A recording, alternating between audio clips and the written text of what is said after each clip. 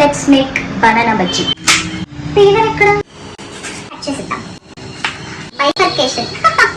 అయ్యో అయ్యో, oh my god. Spice add చేయడానికి ఒక చిన్న మిక్స్చర్ రెడీ చేసుకోవాలి. కోసం కొంచెం సాల్ట్, టర్మరిక్, కొంచెం చిల్లీ పౌడర్, ఇంకేం వేయచ్చు వేద్దామా, ఇంకా గరం మసాలా వేద్దాం. ఒక నిమ్మకాయ పిండుకుందాం. మిక్స్ చేసుకుందాం. వచ్చేసి మనం కోట్ చేసుకోవాలన్నమాట. బజ్జీ బ్యాటర్ ప్రిపేర్ చేసుకుందాం. ప్రీ హీట్ బ్యాటర్ కలుపుకోవడానికి నాకు పెద్దగా మెజర్మెంట్స్ తెలియదు, సో ఒక 5 స్పూన్స్ వేసుకుంటాం. 2, 3, 4, 5.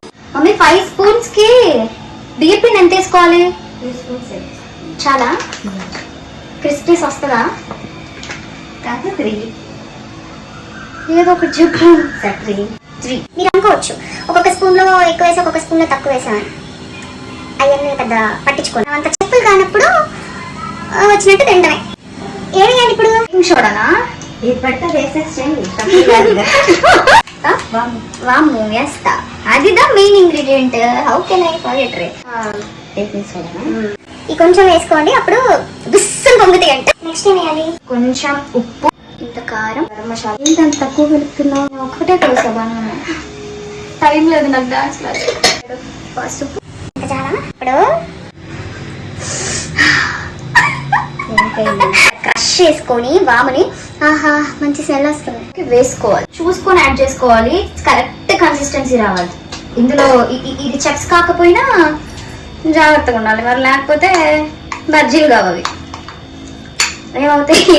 బూందీ అవుతాయి. ఏమవుతాయి? బూందీ. మమ్మీ ఒక ఆనియన్ వస్తావా? కలర్ఫుల్ గా కనిపిస్తుంది. కన్సిస్టెన్సీ ఇలా వస్తే చాలు. Okay mummy.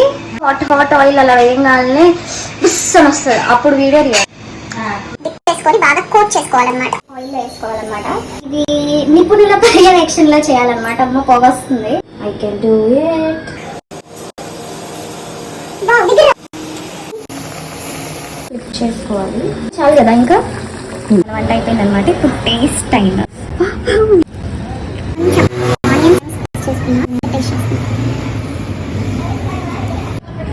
టేస్ట్ ఎంత బాగుందంటే మీకు పక్కా తినిపించాలి. To all my 10.3K 10.4K followers. Okay, thank you so much guys. Support చేసినందుకు చాలా హోటల్ నేను చెప్తాను. నువ్వు కూడా వెళ్తే చెప్తుంటా. మీకు ప్రేమగా తినిపిస్తున్నాను. ఇంకొంటాను, నాకు డాన్స్ క్లాస్ టైం అవుతుంది. బాయ్.